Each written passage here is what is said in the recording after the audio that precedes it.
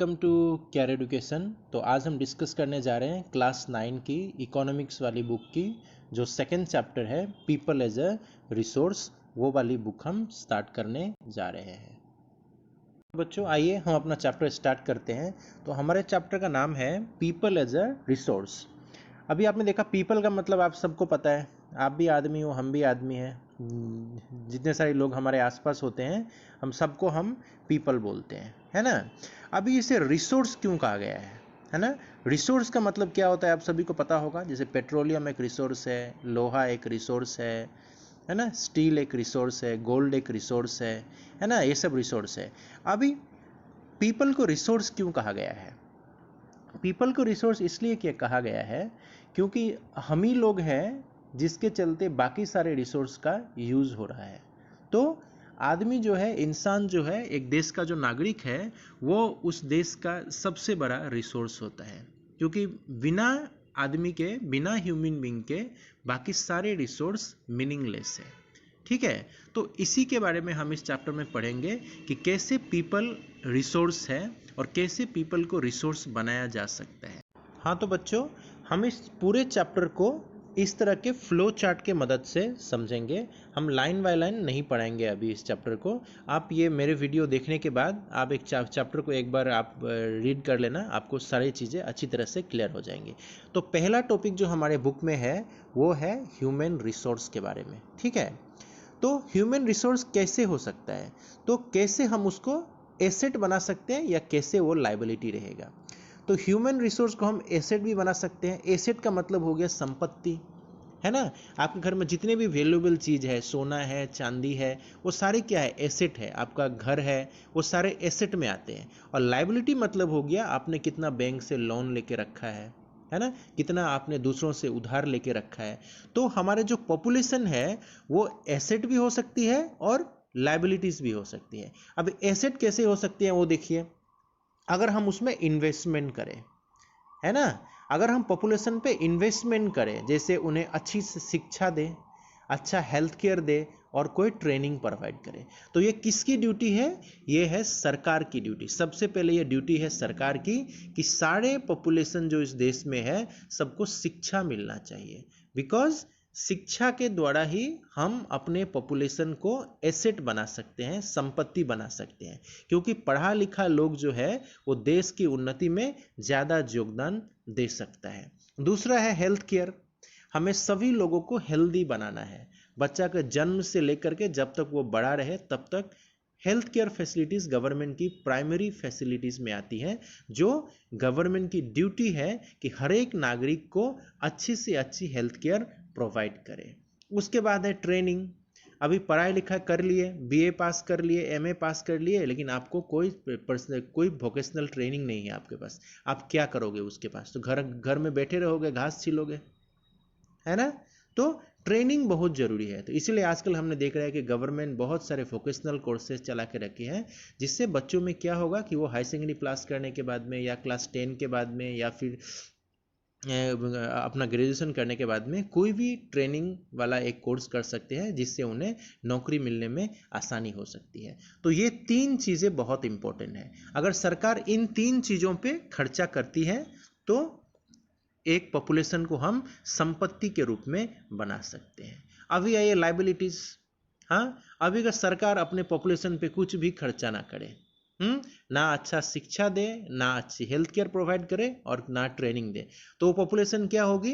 अगर ज़्यादा पढ़ लिख भी लेंगे तो भी कुछ नहीं कर पाएंगे, लेकिन पढ़ेंगे कहाँ? आपने अपने एजुकेशन तो दिया नहीं, तो क्या हो जाएंगे वो? लार्ज अनएडुकेटेड अनहेल्दी पॉपुलेशन, है ना। अगर पढ़ाया नहीं तो वो हो गया अनएडुकेटेड, अशिक्षित लोग, और अगर आपने हेल्थ केयर प्रोवाइड नहीं की तो वो हो जाएंगे अनहेल्दी। अभी बताइए, एक अनपढ़ लोग जो अनहेल्दी भी है देश के उन्नति में क्या अपना योगदान दे सकता है? तो वो देश के लिए क्या हो जाएगा? लायबिलिटीज हो जाएगा, वो देश का उधार होगा। अभी देश को उसका नेक्स्ट टॉपिक है आपके बुक में, वो है regarding classification of activities in various sector. अभी कौन कौन से सेक्टर है हमारे जो इकोनॉमी है, हमारे जो देश की जो अर्थव्यवस्था है, उसमें 3 सेक्टर है। पहला है प्राइमरी सेक्टर। इसमें क्या आता है देखिए, it includes agriculture, mining, forestry, animal husbandry etcetera. मतलब जितने भी चीज़ एग्रीकल्चर से रिलेटेड है या जीव जंतु से रिलेटेड है, वो सब आती हैं प्राइमरी सेक्टर में। जैसे आपने खेती कर लिया, आपने माइनिंग कर लिया, या फिर आपने फॉरेस्ट से जो प्रोडक्ट आते हैं, या फिर हम लोग ने जीव जंतु को आपने पाला, आपने एक मुर्गी का फार्म खोल लिया, आपने एक दूध का डेयरी खोल लिया, है ना। तो ये सारे चीज़ें जो है ये प्राइमरी सेक्टर के अंदर आएंगी। और इंडिया का जो बहुत बड़ा इनकम है और बहुत सारे जो पॉपुलेशन है वो प्राइमरी सेक्टर पे डिपेंड करते हैं। ठीक है, अब इस सेकेंडरी सेक्टर में क्या आएगा, तो सेकेंडरी सेक्टर में आपका मैन्युफैक्चरिंग इंडस्ट्रीज है ना। जो मैन्युफैक्चरिंग इंडस्ट्री है, जैसे आप देख ले कि बिस्कुट बनाने की फैक्ट्री, मैगी बनाने की फैक्ट्री, चॉकलेट बनाने की फैक्ट्री, जितनी सारी फैक्ट्रीज है, हाँ, वो सब आ जाएंगी आपकी सेकेंडरी सेक्टर के अंदर। और ये सेक्टर जो है अभी ग्रो हो रहा है और बहुत सारे पॉपुलेशन को जॉब भी यहाँ पे मिल रही है। थर्ड वाला जो सेक्टर है वो है टर्चरी सेक्टर। यहाँ पे क्या मिलता है, यहाँ पे आपको हाथ से कुछ चीज़, फिजिकली कोई चीज़ नहीं मिलता है, यहाँ पे आपको सर्विसेज मिलती है। जैसे trade, commerce, communication, banking services. जैसे आप प्लेन में चढ़ के गए, आप पंजाब से दिल्ली गए या दिल्ली से हरियाणा गए, तो वो क्या हो गया, वो आपको सेवा मिली, वो है ना, वो कोई आपको चीज़ नहीं मिली, वो सेवा है। जैसे होटल में आप रहते हैं, आपको क्या मिलता है, सेवा मिलता है ना, वो सर्विसेज है।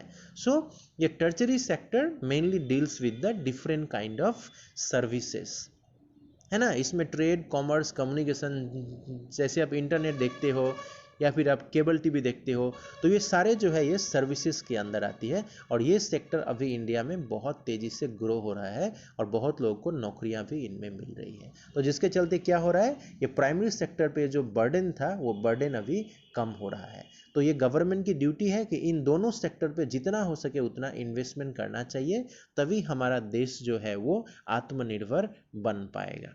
ठीक है, अभी नेक्स्ट टॉपिक जो है आपके बुक में वो है types of economic activities. Economic activities क्या है, देखिए इकोनॉमिक एक्टिविटीज बच्चों वो होता है जिससे हमें पैसा मिलता है। ठीक है, पैसा से रिलेटेड जो भी एक्टिविटीज होता है वो हो जिससे हमें पैसा मिले, हमारा इनकम हो, वो है इकोनॉमिक एक्टिविटीज। तो अभी देखिए इकोनॉमिक एक्टिविटी में पहला आता है market activities. These activities are perform for pay और profit such as teacher, engineer and doctor. तो ये जो मार्केट एक्टिविटी है इसमें डायरेक्टली हम पैसे के लिए करते हैं।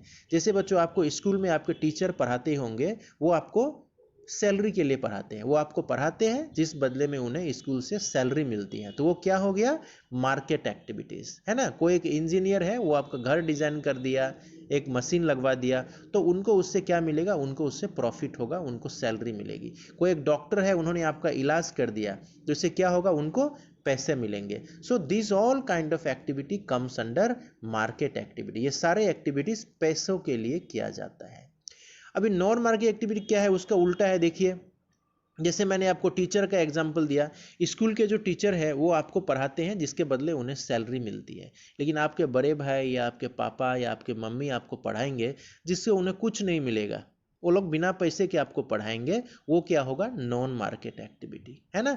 घर में एक बाई आती है काम करने को, उन्हें पैसे मिलते हैं 2000, 3000, 4000 लोग पैसे देते हैं, वो सैलरी के लिए काम करती हैं। तो वो जो बाई काम करने आती है वो किस में आएगी, मार्केट एक्टिविटी में। लेकिन अगर आपकी मम्मी आपका घर का काम करे या पापा करे या आपकी बहन करे, तो वो क्या हो जाएगा, नॉन मार्केट एक्टिविटी, क्योंकि मम्मी को, पापा को या फिर आपके बहन को या फिर आपको उसके लिए कोई पैसे नहीं मिलेंगे, है ना। तो वो आगे नॉन मार्केट एक्टिविटी। सो जो एक्टिविटी जो करने से हमें पैसे मिलते हैं वो हो गई मार्केट एक्टिविटी, और जो करने से हमें पैसे नहीं मिलते हैं वो हो गई नॉन मार्केट एक्टिविटीज।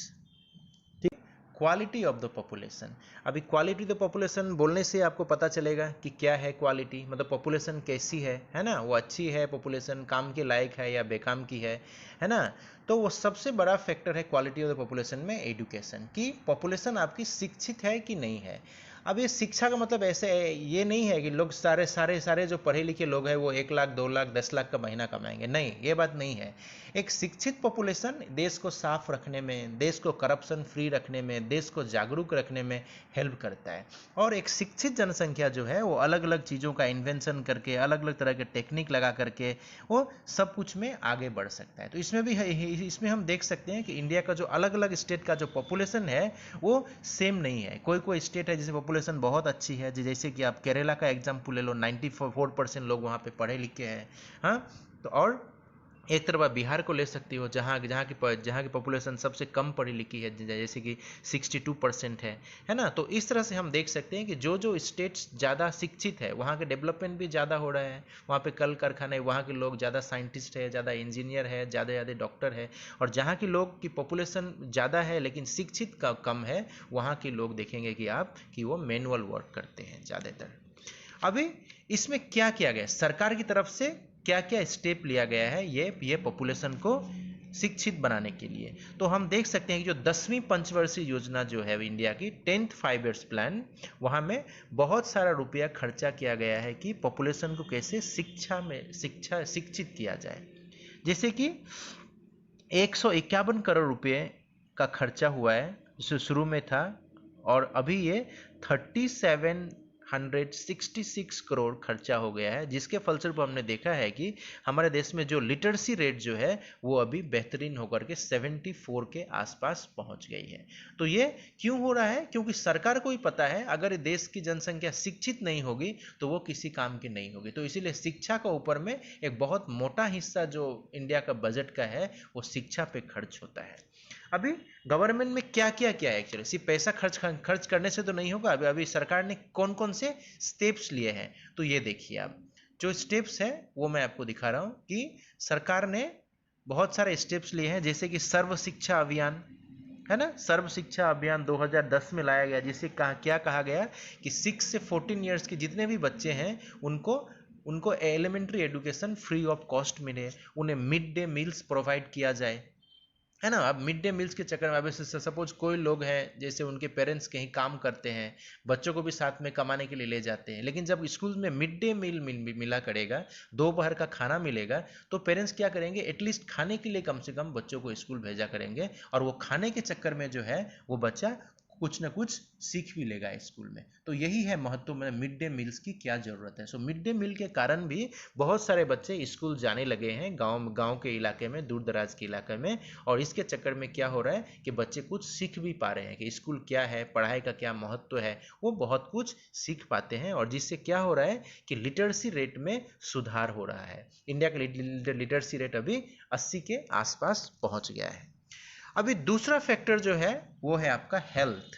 बिकॉज एक आदमी भले ही वो पढ़ा लिखा ना हो, लेकिन अगर वो हेल्दी हो, अगर वो स्वस्थ हो, तो वो देश के विकास में अपना बहुत कुछ काम कर सकता है। वो कम से कम मैनुअल वर्क कर सकता है, हाँ, वो कम से कम और भी बहुत सारे काम है जहाँ पे ज़्यादा शिक्षा की जरूरत नहीं है, वो काम कर सके, वो कम से कम वो देश पे लाइबिलिटीज़ नहीं हो सकता है, और देश की उन्नति में वो कुछ ना कुछ अपना योगदान दे सकता है। तो सरकार ने इसके लिए भी बहुत सारे स्कीम चला के रखी हैं। बहुत से लोगों को फ्री ऑफ कॉस्ट हेल्थ सुविधाएं मिलती हैं। जो लोग गरीब हैं उनके लिए गवर्नमेंट हॉस्पिटल्स खोल के रखी गई है। तो ये सब सारे स्टेप्स गवर्नमेंट लिए हैं ताकि अपने पॉपुलेशन की क्वालिटी को सुधारा जा सके। अभी नेक्स्ट जो टॉपिक है वो आपके बुक में वो है अनएम्प्लॉयमेंट। ठीक है, अभी अनएम्प्लॉयमेंट क्या है, तो अनएम्प्लॉयमेंट का मतलब है बेरोजगारी।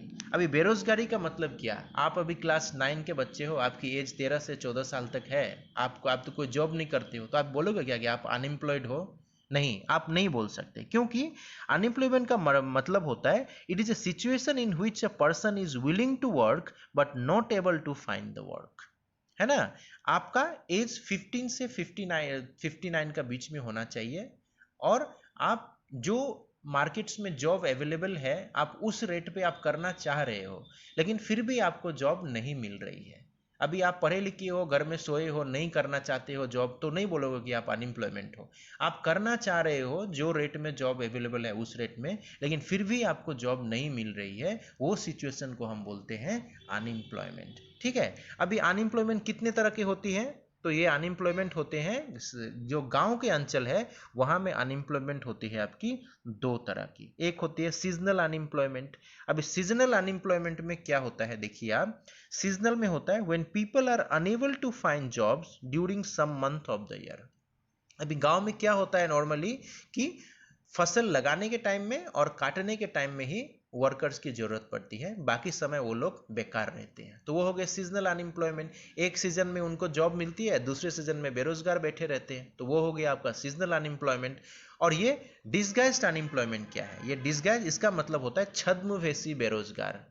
इसका इसका अर्थ है छद्मवेशी बेरोजगार। जैसे कि आपके पास एक लैंड का टुकड़ा है, जैसे मैंने एक लैंड बना दिया, ये 2 कट्ठा लैंड है, ठीक है, और घर में आप लोग कितने लोग हो, 3 लोग हो, है ना, 3 लोग अभी हो, और चौथा लोग जो चौथा मेंबर है वो अपना शहर में कुछ कमा रहा है।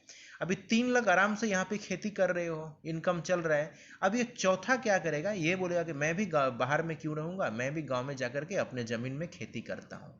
असल में ये तीन लोगों के लिए जगह सफिशिएंट है, लेकिन ये चौथा भी आके बोलेगा कि मैं भी खेती करूंगा। अब ये चौथा वाला जो है ये हो गया डिसगाइज्ड अनएम्प्लॉयमेंट। ये दिख रहा है कि ये एम्प्लॉयड है, ये काम कर रहा है, लेकिन एक्चुअली उस लैंड में उसका कोई काम है ही नहीं। ये 3 लोग आराम से इस लैंड को मैनेज कर सकते हैं। तो ये जो चौथा जो लोग है ये जो है ये हो गया आपका डिसगाइज्ड अनएम्प्लॉयमेंट, ठीक है। अभी नेक्स्ट अनएम्प्लॉयमेंट होता है वो नॉर्मली सिटीज में पाया जाता है, वो आपका हो गया एडुकेटेड अनएम्प्लॉयमेंट। ये क्या होता है कि बहुत सारे लोग शिक्षित होते हैं और उनको अपने लायक जॉब नहीं मिलता और वो घर में बैठे रहते हैं, है ना, तो वो हो गया आपका एडुकेटेड अनएम्प्लॉयमेंट। ये आपको सिटीज़ में मिलती हैं जहाँ के लोग बहुत बहुत पढ़े लिखे रहते हैं, लेकिन उनके लायक उन्हें जॉब नहीं मिलती और वो अपने कम स्टैंडर्ड की जॉब वो कर नहीं पाते। ये है प्रॉब्लम इंडिया में, क्योंकि हमारे यहाँ पे टेक्निकल कोर्सेज बहुत कम मिलती है, और टेक्निकल कोर्सेज के अभाव में क्या होता है, बच्चे नॉर्मल एजुकेशन लेकर के घर में बैठे रहते हैं और उनके लायक उन्हें जॉब नहीं मिलती। तो ये मैं कुछ फ्लो चार्ट आपको यहाँ पे दे रहा हूँ जिसकी सहायता से आपको इस चैप्टर को समझने में ज़्यादा आसानी होगी। ये मैंने अनएम्प्लॉयमेंट के मैंने 3 कॉलम बना दिए हैं, seasonal unemployment, disguised unemployment, educated unemployment. मैंने पहले ही आपको समझा दिया है, आप फिर भी एक बार इसको पढ़ लेना।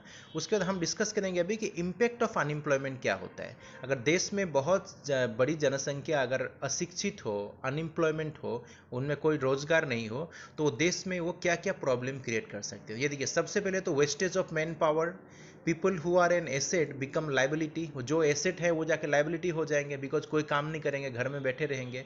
फीलिंग ऑफ हेल्पलेसनेस, ये बहुत बड़ी प्रॉब्लम होगी, साइकोलॉजिकल प्रॉब्लम आ जाएगी उनके माइंड में अगर जो कोई बेरोजगार है तो। Which tends to increase economic overload, economic burden बढ़ जाएगा।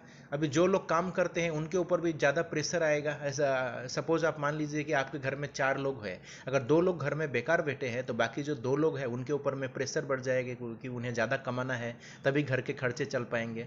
उसके बाद क्वालिटी ऑफ द पॉपुलेशन जो होगी वो अफेक्ट हो जाएगी। उसके बाद जो हेल्थ केयर फैसिलिटीज़ है, जो भी देश में मतलब अच्छी सुविधाएं हैं, सबका मतलब अभी डिक्लाइन होने लगेगा, क्योंकि बहुत बड़ी जनसंख्या जो है वो घर पे बैठी होगी।